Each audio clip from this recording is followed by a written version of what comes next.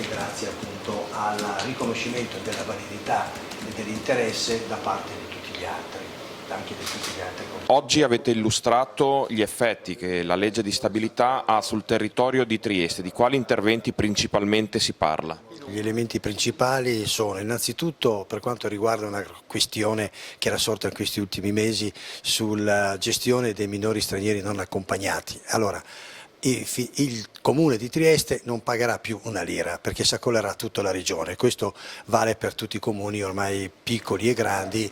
Seconda cosa, un intervento sull'istituto Rittmeyer che ha bisogno di riqualificare alcuni immobili per degli interventi suoi istituzionali, sono stati messi 570.000 euro e quindi per un lavoro che è socialmente molto molto importante.